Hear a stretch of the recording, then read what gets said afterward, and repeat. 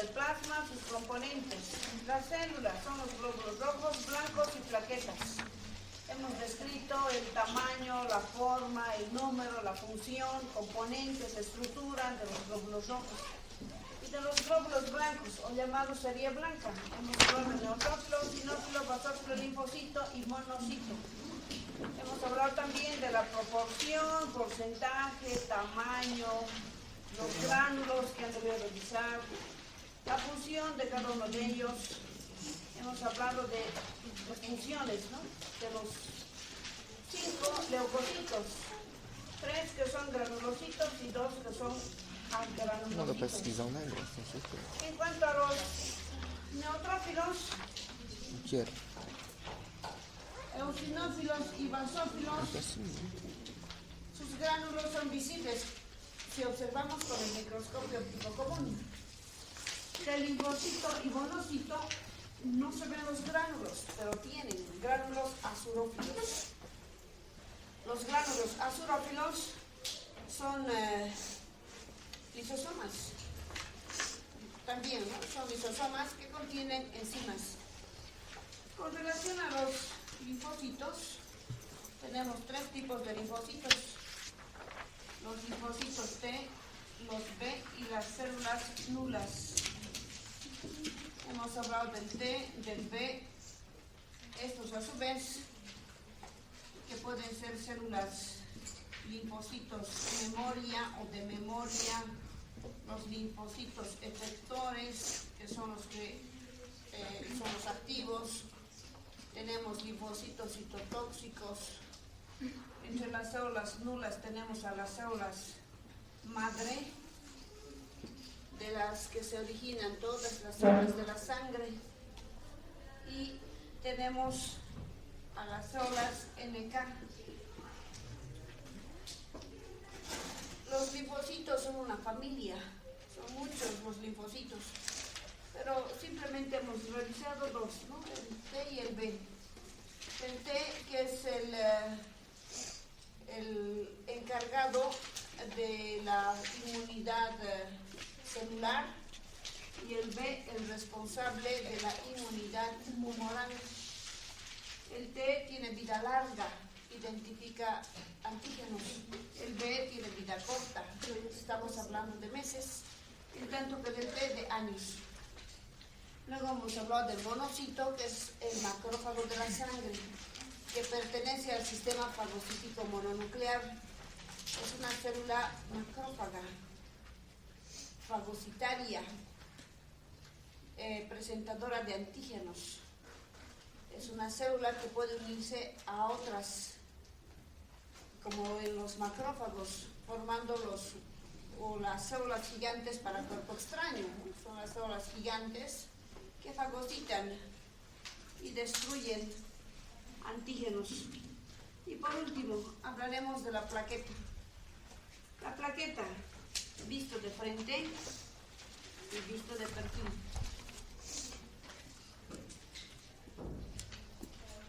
Visto de frente y visto de perfil.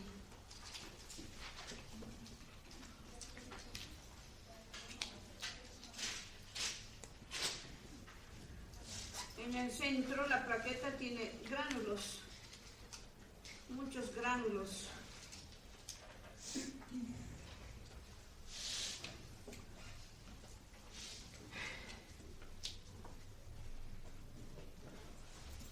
Si vas a entrar y salir, interrumpir, sería mejor que te quedes afuera.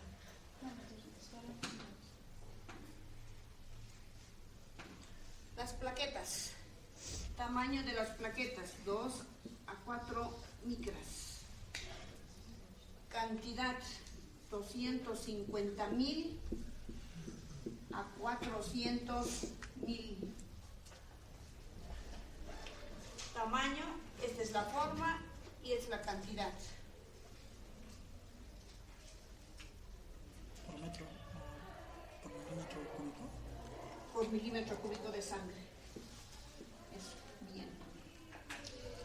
Tamaño 2 a 4 micras y la cantidad 250.000 a 400.000 por milímetro cúbico de sangre. Visto de frente, decía, es como una estructura discoide, parece un disco protoplasmático. Y visto de perfil tiene forma de un uso. Visto de perfil tiene forma de un uso. Uso. Parece el uso mitótico, ¿no? Uso. La estructura de la plaqueta está formado por una membrana celular y contiene al citoplasma. Importante, no tiene núcleo. No tiene núcleo. ¿A qué célula se parece? Al eritrocito, porque no tiene núcleo tampoco. Ni organitos, tal vez algunos organitos como lisosomas. Contiene lisosomas, algunas mitocondrias. Se origina de una célula gigante, una célula que se encuentra en la médula ósea. Esta célula de la médula ósea se llama megacariocito. Megacariocito es la célula que va a dar origen a la plaqueta, el megacariocito. Célula que da origen a la plaqueta, megacariocito. Está formado, dijimos, por la membrana y el citoplasma. La plaqueta presenta dos zonas. Esta es una zona y esta es otra zona. Una zona y esta es la otra zona. Una zona central y una zona periférica. La zona central tiene gránulos. A esta zona le vamos a llamar zona granulómera, por los gránulos. Granulómera es el centro de la plaqueta. Y la parte periférica se llama zona hialómera, no tiene gránulos. Zona hialómera. ¿Cuáles son las partes de la plaqueta? La periférica y la central. En la periférica se encuentra un sistema de túbulos y no tiene gránulos. En cambio, en el centro están los gránulos y esta zona se llama zona granulómera. Granulómera quiere decir que tiene gránulos. Estos gránulos de la zona granulómera son de tres tipos. Tenemos a los gránulos alfa, a los gránulos delta y a los gránulos lambda. Los gránulos de las plaquetas son de tres tipos: las alfas, las deltas y las lambda. Los gránulos alfa son factores de coagulación. Factores de coagulación. Los gránulos delta son el calcio, el ADP, el ATP, serotonina. Y los gránulos lambda son lisosomas. De todos estos gránulos, tal vez los más importantes son los gránulos alfa, porque son los gránulos que se encargan de la coagulación, y la función de la célula plaqueta es la coagulación, o más bien dicho, inhibe las hemorragias, detiene las hemorragias. Función de las plaquetas: inhibe la hemorragia. ¿De qué manera? Vamos a ver, con calma.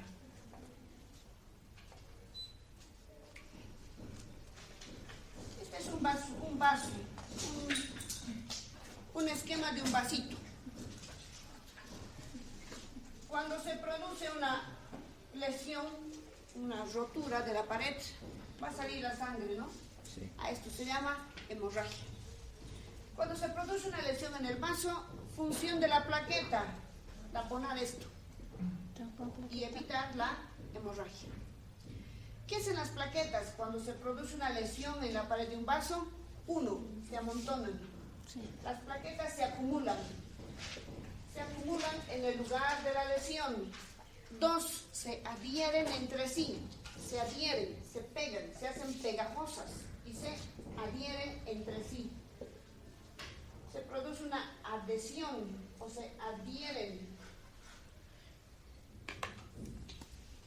Se adhieren entre sí. Y tres, liberan sus gránulos. A estos tres acontecimientos le llamamos actividad plaquetaria. ¿En qué consiste la actividad plaquetaria? En que las plaquetas, 1, se reúnen en un lugar de lesión, 2, se pegan entre sí y 3, liberan sus gránulos. Seria um tampão Y plaquetário. 3, liberan sus gránulos. Seria um tampão plaquetário, então? Exacto, ese es un tapón plaquetario, o si quieres un coágulo. Normalmente los vasos sanguíneos sanos, el endotelio es parte de un vaso sanguíneo. El endotelio libera un factor. Este factor se llama factor de von Willebrand. Voy a anotar. Normalmente el endotelio produce el factor de von Willebrand. Normalmente. Este factor evita que las plaquetas se reúnan y más bien circulen en los vasos. Cuando se produce la lesión, ya no se libera el factor de von Willebrand, entonces las plaquetas se pueden reunir. Además, el endotelio lesionado libera una sustancia que se llama endotelina. La endotelina produce vasoconstricción. Este vaso se hace más angosto y la herida más pequeña, lo que va a favorecer la formación de un coágulo. Otra vez, repetimos. Normalmente los vasos sanos, es decir, el endotelio de los vasos sanos, liberan un factor, que es el factor de von Willebrand. Este factor evita que se agreguen las plaquetas, que se junten las plaquetas, que normalmente deben circular. Cuando se produce la lesión del vasito, ya no se secretan estos factores y más bien se puede secretar la endotelina, que es un vasoconstrictor. No habiendo factor de von Willebrand, las plaquetas se acumulan. Doutora, Sí, esse fator de von Willebrand, Sim. quando se faz no teste para uma cirurgia com... para una cirugía. Sim. Se usa este fator também? No, Não? no. Se utilizan Desde otros calculação, não? Otros factores se utilizan, otras sustancias, no el factor. Este factor es producido por la célula endotelial, que es una célula epitelial. Doutora, quem que libera a endotelina? La endotelina produce el endotelio de los vasos, pero de los lesionados, ¿no? La endotelina. La endotelina produce vasoconstricción, esa es la función.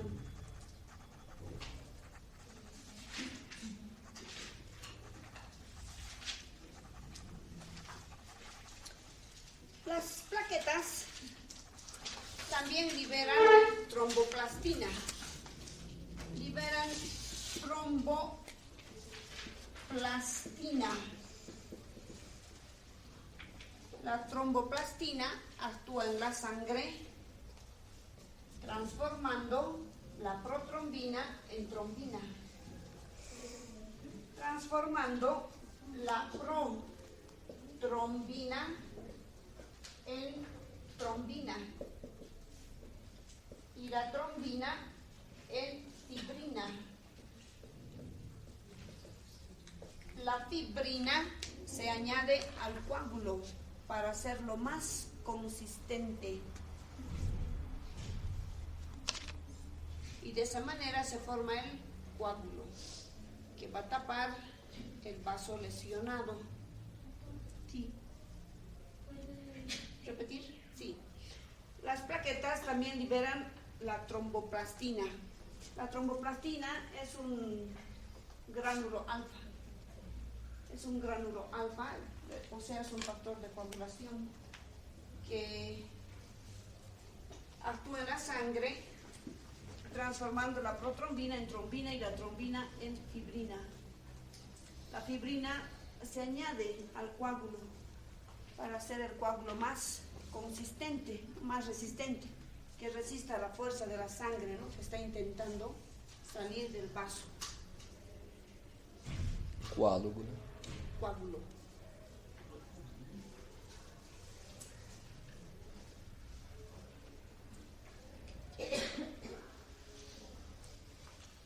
La disminución de las plaquetas se llama trombocitopenia. La disminución de las plaquetas se llama trombocitopenia. ¿Qué pasa si hay una disminución de plaquetas? La coagulación sería difícil y por lo tanto se producirían hemorragias. Trombocitopenia. La trombocitopenia es la disminución de las plaquetas. ¿Qué ocurre cuando hay una disminución? Les decía, no se realiza la coagulación y por lo tanto las hemorragias se pueden dar fácilmente. Lo contrario, ¿qué ocurre si hay demasiada cantidad de plaquetas? Se pueden formar coágulos. Lo uno y lo otro son graves, son problemas gravísimos, ¿no?, de coagulación, o que se formen trombos o coágulos. Se forman coágulos, estos coágulos pueden tapar una arteria importante y producir hasta la muerte, ¿no? Cuando há um aumento, há algum nome específico? Quando há um aumento? No, cuando hay un aumento no hay un nombre específico, pero la disminución se llama trombocitopenia.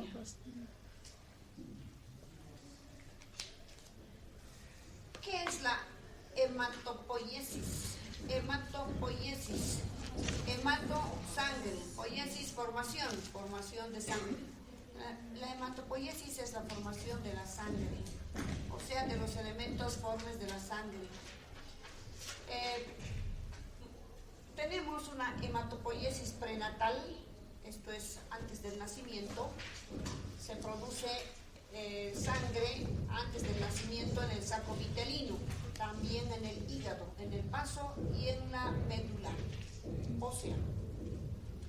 Después del nacimiento, lo que se llama hematopoiesis postnatal, esto es decir, la producción o formación de las células de la sangre se limita a la médula ósea. La postnatal se da en la médula ósea, la prenatal en el saco vitelino, en el hígado, en el vaso, en la médula también. Se tienen muchas teorías que hablan sobre el origen de las células de la sangre. Hay muchas teorías. Una teoría es la teoría monofilética o unitaria. Otra teoría es la difilética o dualista. Otra teoría es la polifilética.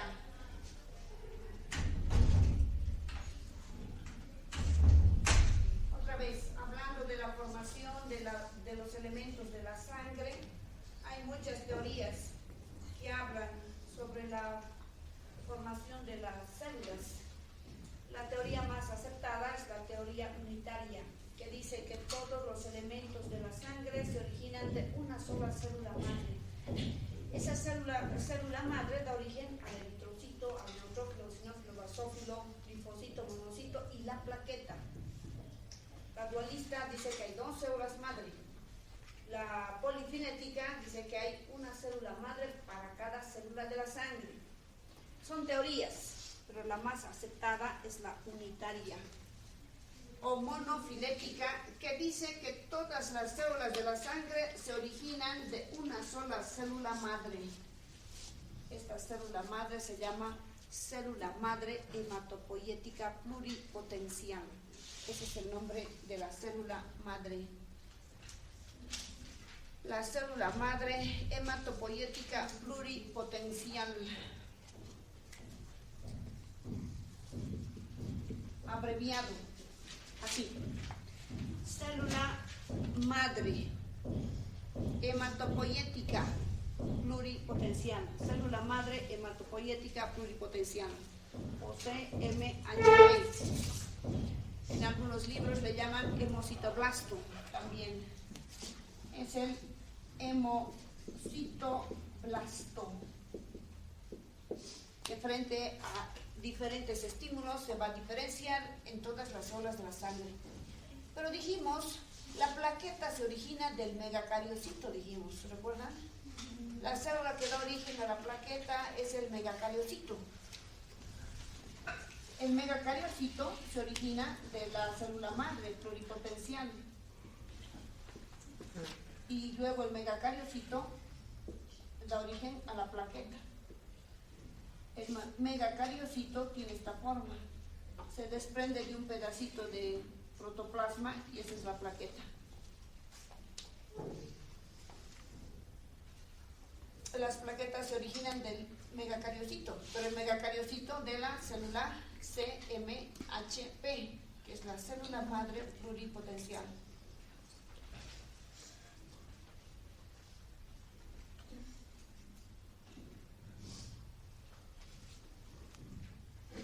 Doutora, Sí, o megacariocito pode generar várias plaquetas ou só uma? muchísimas plaquetas. Un megacariocito se va desprendiendo de pedacitos de su citoplasma y estos pedacitos son las plaquetas. Un megacariocito puede dar origen a muchas plaquetas y estos a su vez se originan de la célula madre, que es la célula madre pluripotencial, hematopoyética, que es una célula gigante que tiene núcleo y todos los organitos.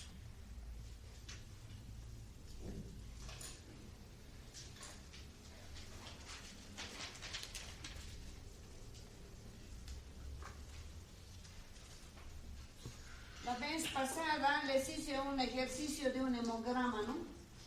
Ahora ya pueden interpretar. Ya, ¿no? Ya pueden. Les he dado valores y les dije, pueden interpretar, hasta aquí pueden, les dije.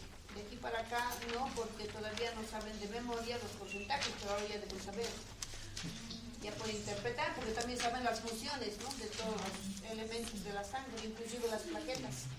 Y les coloqué en el ejercicio cuánto de plaquetas. 200.000 creo que les he colocado, o 250.000. Si fuera 250.000 es normal, si es 200.000, está bien.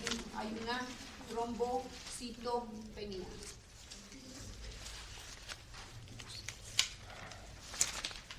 Pueden observar hemogramas y luego interpretar, ¿no? Y decir, esta persona está con anemia, con una leucocitosis, debido a una infección bacteriana que había tenido una trombocitopenia.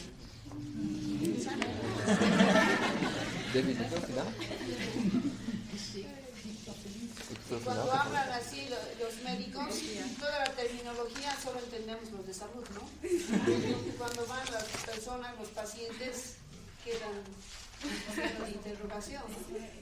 ¿Qué es eso? Es la terminología médica. Nosotros tenemos nuestra terminología. Y en todos los ramos es así. Cuando vamos a los juzgados, los abogados también hablan, ¿no? Términos que nosotros ni entendemos. Pero creo que los términos más difíciles son de medicina. Leucocitosis, trombocitopenia. A ver, glóbulos rojos. Se trata de un paciente, varón, que tiene este reporte en su hemograma. Obviamente que es por el milímetro cúbico de sangre.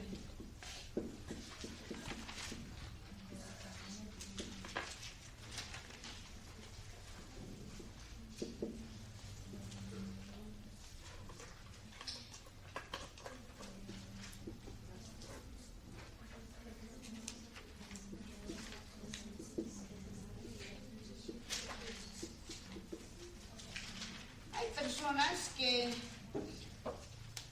apenas se les toca y aparece el morete. Un morete es una hemorragia interna. Como no hay salida, no se ve la hemorragia, pero las hemorragias pueden ser externas o internas. Se les golpea y ya está el morete, o sea, la hemorragia.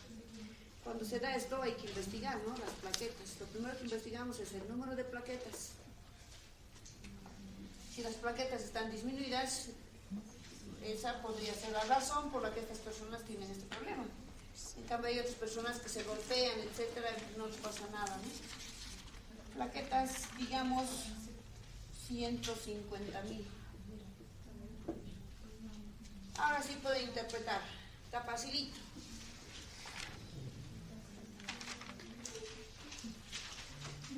¿Algún voluntario? Janina.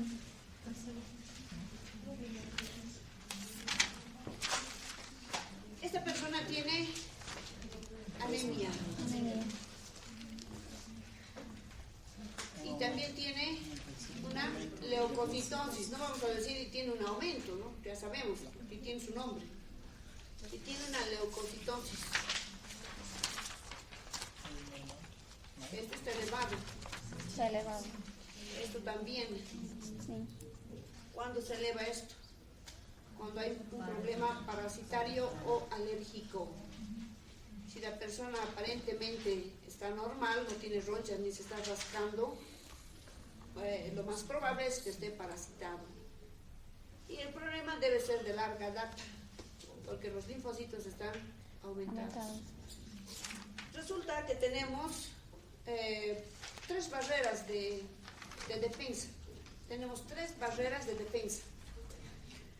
Una lo constituyen la piel y las mucosas. Para que los antígenos nos ataquen, tienen que pasar por nuestra primera barrera de defensa. ¿Cuál es? Los epitelios, la piel y las mucosas. Si esta barrera es atravesada, tenemos una segunda barrera, que se llama sistema inmunitario innato. En este sistema inmunitario innato están los macrófagos. Los macrófagos que van a dar la cara, ¿no? Van a intentar evitar la invasión antigénica. Si no pueden los macrófagos, van a pedir ayuda a la serie blanca. Neutrófilos, eosinófilos, basófilos, monocitos. Hasta ahí. Y tenemos otros medios de defensa. Por ejemplo, el ácido del estómago.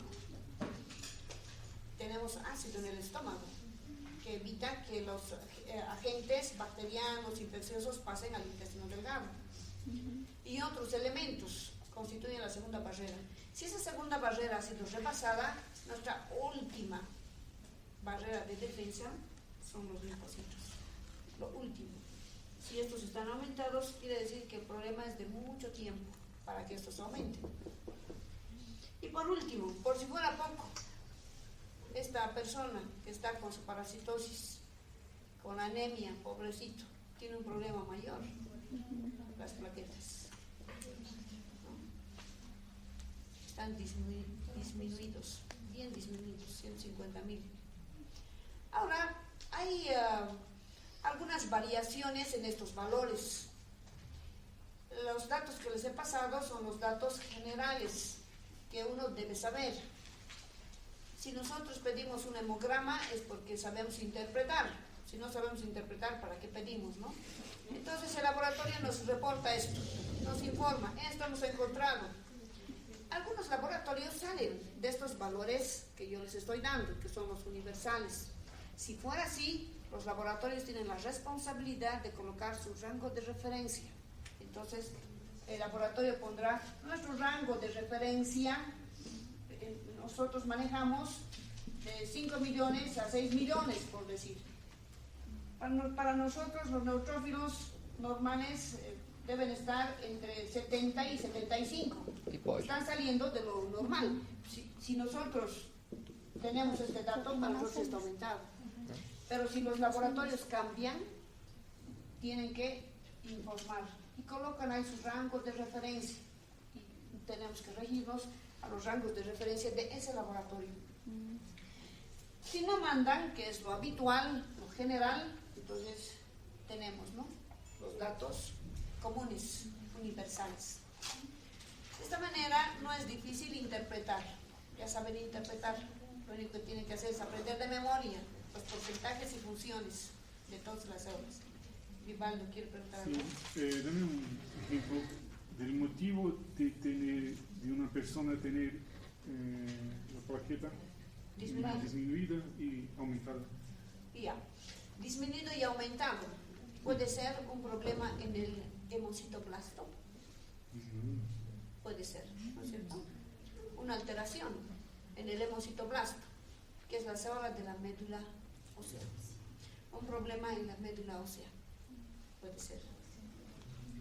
Hay muchas patologías que pueden afectar a la médula ósea, la leucemia, las enfermedades linfoblásticas, la enfermedad de Hodgkin, cánceres, etcétera, que afectan, y obviamente que eso se traduce en los valores que están saliendo de la médula ósea.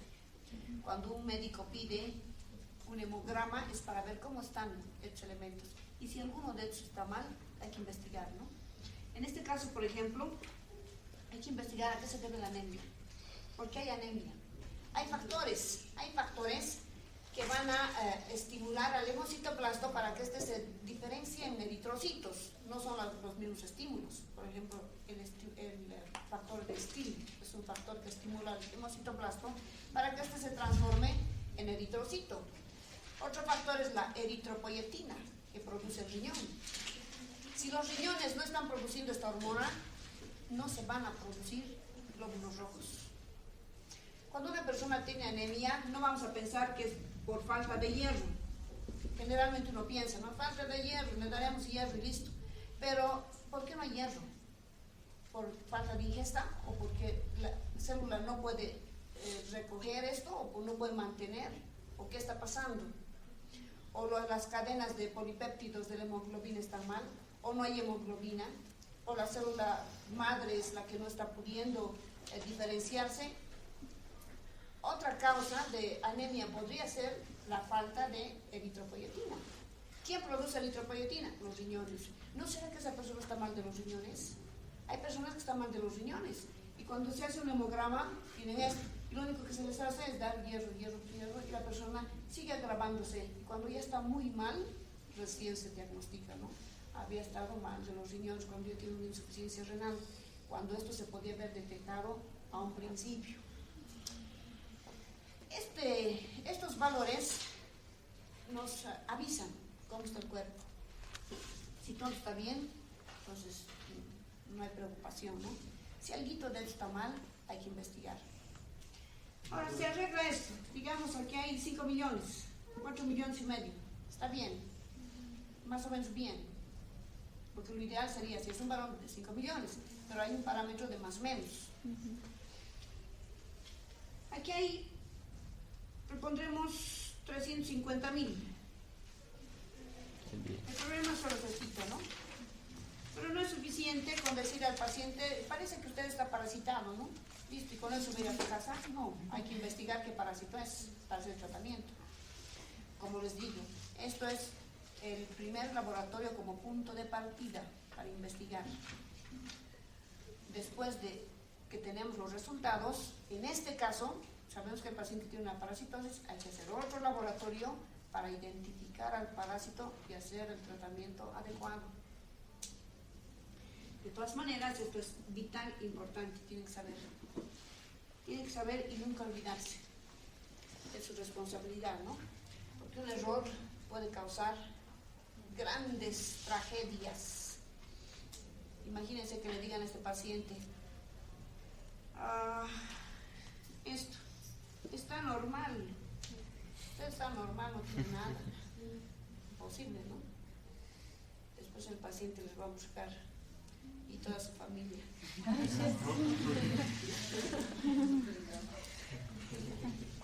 Al final, la medicina es una gran responsabilidad.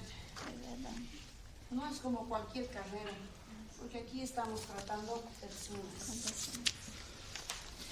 Hace tiempo hubo un caso grave, gravísimo, de un paciente que estaba mal de los riñones y tenían que operarle, tenían que extraer un riñón. Esto en una provincia, en el Chapal, aquí en Cochabamba. El Chapal es un lugar, una provincia lejana. Y hay muchos profesionales que están yendo a Cuba, ¿no?, a estudiar, becados. Y como la beca es gratuita, muchos van. Pero la preparación es pésima, porque llegan y están tan mal preparados que hacen catástrofes. Y uno no debe, ustedes tienen que preocuparse en saber. Esa es su responsabilidad, saber. Y para saber uno tiene que estudiar. No sabe porque quiere, sino que sabe porque lee. Un profesional no es bueno porque quiere. Yo quiero ser buen profesional. Y soy. Eso se tiene que ver, ¿no? Leyendo. Uno es buen profesional porque tiene que prepararse mucho. Tiene que pagar el precio de ser bueno. Y eso es sacrificio, leer. Entonces, en la provincia le tenían que operar de emergencia. Entra el paciente de emergencia y estaban los médicos cubanos. Y les retiraron el riñón, ¿no? Retiraron el riñón y la cirugía excelente. No se fijaron que no tenía el otro riñón. Y le extirparon el riñón el único que tenía. Para entrar a una cirugía, lo menos que se debe hacer es un hemograma. 1. 2, si es un problema renal, una ecografía. Por lo menos una ecografía renal para ver cómo están los riñones. Y entonces, por eso fue una noticia que salió en los periódicos, en la televisión. Lo que hicieron es mandar al paciente, se lo llevaron a Cuba y no sabemos más qué pasó.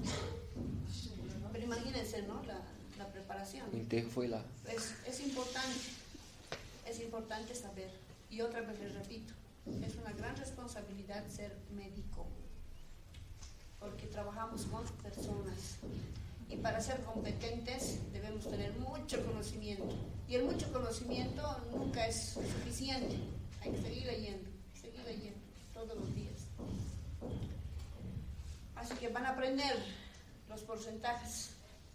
En el examen teórico con certeza van a entrar estos valores. Sería una vergüenza si no supieran. Tienen que contestar bien, ¿no? ¿Eh? No.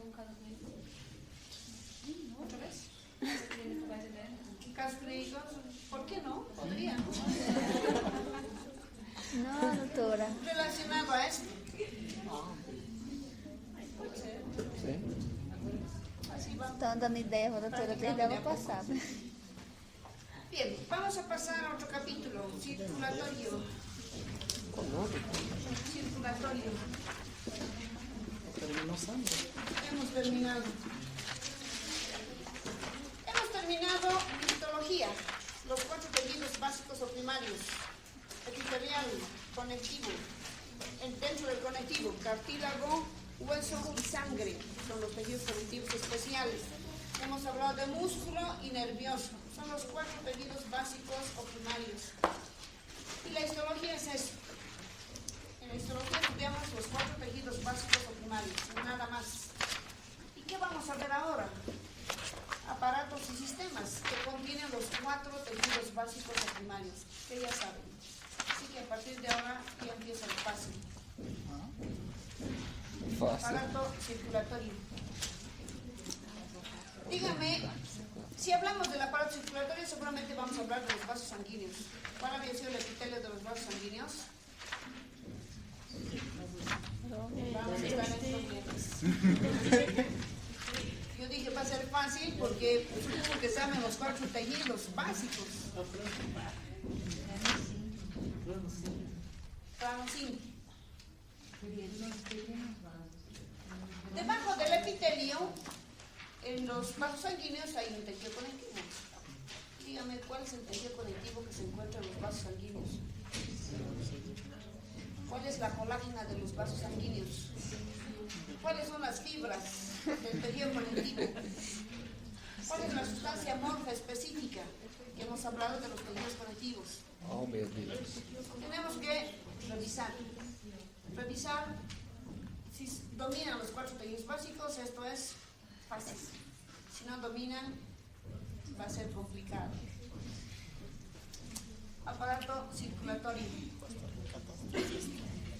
Consta de todos los órganos o estructuras por los que circulan, ya sea sangre o linfa.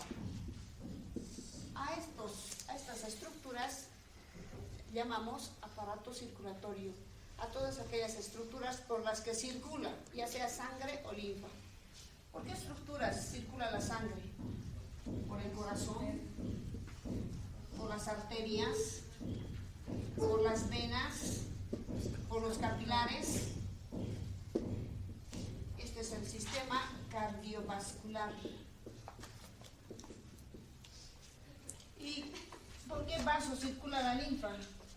Por vasos linfáticos y por capilares linfáticos. A esto le vamos a llamar sistema linfático.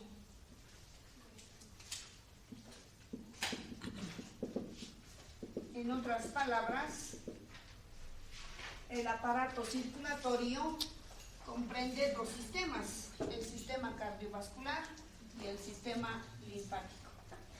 Los componentes del cardiovascular: corazón, arterias, venas y capilares. Del sistema linfático: vasos linfáticos y capilares linfáticos. Vamos a describir cada uno de estos. Parece complicado, pero no es. De corazón ya sabemos algo. ¿Qué sabemos? El músculo cardíaco. Es tipos de fibras de músculo cardíaco: auriculares, ventriculares y de Purkinje. Eso vamos a repasar. De arterias, hay un montón de arterias. Tenemos las arterias de gran calibre, las arterias de mediano calibre, las arterias de pequeño calibre y finalmente las arteriolas. De venas, también tenemos un montón de venas. Tenemos las venas de gran calibre, las venas de mediano calibre, las de pequeño calibre y las vénulas. De capilares, tenemos varios tipos de capilares. Tenemos a los capilares continuos, a los capilares fenestrados, a los capilares sinusoidales, a los capilares arteriales o precapilares, a los capilares venosos o postcapilares. Para que no sea muy complicado, vamos a revisar la estructura general de un vaso. Y luego solo vamos a hablar de las pequeñas diferencias, porque al final todos los vasos tienen lo mismo, con pequeñas variaciones. Para facilitar esto, vamos a hablar de la estructura general de un vaso, de cualquier vaso. Y luego, cuando empecemos a describir cada uno de los vasos, solamente vamos a hablar de su diferencia, de su característica, nada más. Y así vamos a avanzar fácilmente. Estructura general de un vaso. ¿Qué vaso? Cualquiera excepto un capilar. Estructura general de un vaso. Cualquier vaso, pero menos un capilar, porque los capilares no se parecen a los vasos sanguíneos. Estructura general de un vaso. Vaso sanguíneo, vaso linfático, arteria, vena, lo que quieran, menos capilar. Un vaso puede tener esta forma, si vemos longitudinalmente. Si hacemos un corte transversal, veremos así al vasito. El vasito tendría esta forma. Esta que sea la luz, por donde pasa la sangre, y esta la pared. La pared de un vaso. La pared de un vaso está formado por tres capas. Tres capas o tres túnicas. Yendo de adentro hacia afuera, las túnicas son íntima, media y adventicia.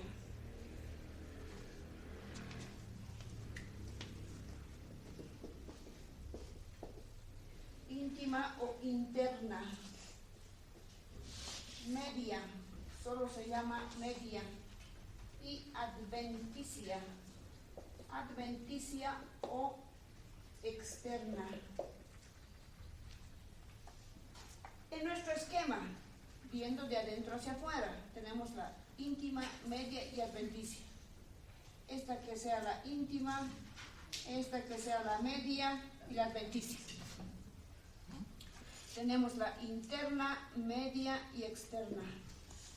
Aquí debe haber un epitelio, ¿no? Porque es una superficie interna. Íntima o interna. A su vez, la íntima o interna tiene 3 componentes. Estos componentes son un epitelio. ¿Qué epitelio es? Ya me dijeron. Epitelio simple plano. Epitelio simple plano. Epitelio simple plano al que le vamos a llamar endotelio. ¿Qué había sido el endotelio? Un epitelio simple plano limitado a los vasos sanguíneos.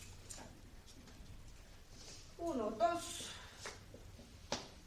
Debajo del epitelio y su lámina basal tenemos al subendotelio, que vendría a ser un tejido conectivo laxo. No les voy a preguntar cuáles son los componentes del tejido conectivo laxo porque saben. 3. El límite de la íntima termina en la lámina elástica interna. Lámina elástica interna. Vamos a dibujar acá. Estamos en la íntima. Tenemos al endotelio, epitelio simple plano, que asienta sobre su lámina basal. Tejido conectivo, se llama subendotelio. Este tejido es laxo, conectivo laxo. El límite, la lámina elástica interna.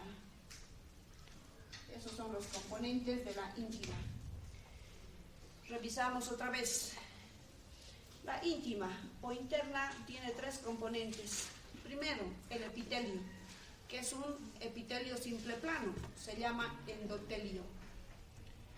El endotelio no solamente tiene la función de recubrir la superficie interna de un vaso, sino también secreta sustancias.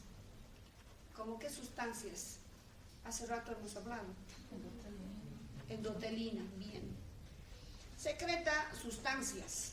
El endotelio no solamente tiene la función de recubrimiento superficial, sino también tiene la función de secreción. ¿Qué secreta? Por ejemplo, endotelina, el factor de von Willebrand. Secreta colágena. Colágena de tipo 2, de tipo 4, de tipo 5, laminina. 2, 4 y 5. Sí, 2, 4 y 5. Secreta colágena. Colágena de tipo 2, 4 y 5. Secreta laminina. Secreta óxido nítrico.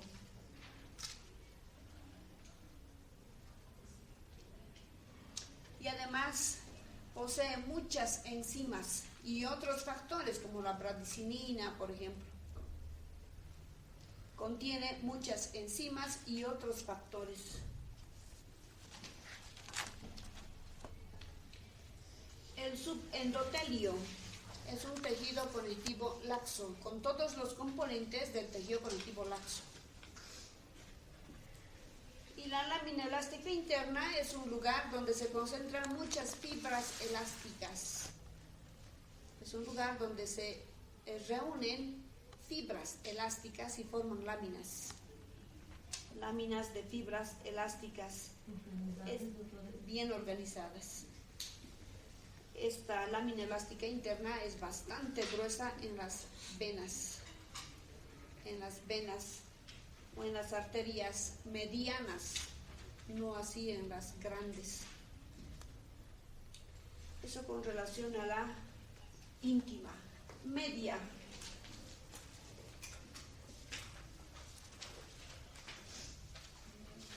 A ver, ver, repasaremos músculo. Dígame, tipos de músculo. Ketman. Bien, músculo esquelético, estriado cardíaco y liso. 3. Ya sabemos dónde está el esquelético, también el cardíaco. Y el liso, lugares, ¿dónde hay? Vísceras huecas. ¿Dónde más? En la dermis. ¿Dónde más? En los vasos sanguíneos. Bien. Media está constituido por músculo liso. Músculo liso. ¿Qué forma tienen las fibras musculares? El centro ensanchado y al final afinado. Eso dijimos. Vamos a dibujar al músculo liso. Músculo liso.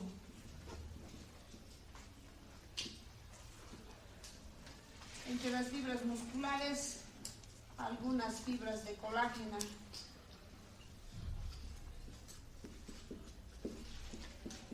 Músculo liso.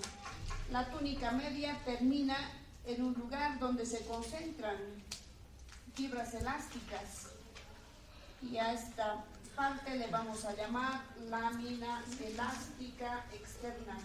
Lámina elástica externa.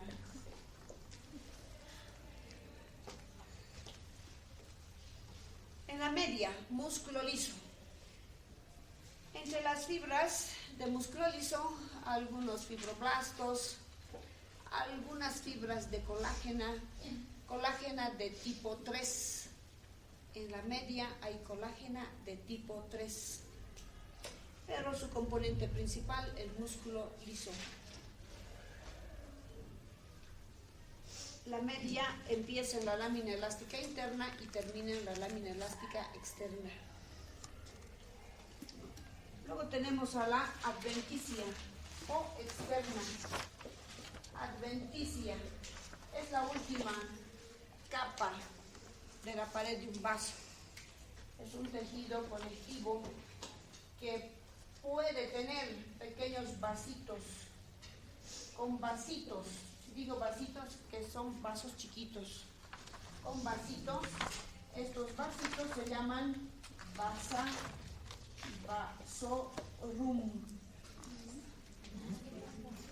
Estamos en la adventicia, tejido conectivo, fibroblastos, fibras colágenas y pequeños vasitos. Estos vasitos se llaman vasorum. ¿Qué son los vasorum? Pequeños vasitos de la adventicia, que tienen algunos vasos, no todos. Estos vasitos solo se encuentran en la adventicia y sirven para nutrir a las células de la adventicia y de la media. La función de los vasorum es la de nutrir a las células de la adventicia y de la media, pero solo se encuentran en la adventicia. Ahora sabemos la estructura general de un vaso. Cuando hablemos de las arterias, diremos, en las arterias de gran calibre, todo esto está bien, menos esto. En las de mediano calibre, todo está bien, menos esto. Y así vamos a pasar, más fácil. ¿Está bien?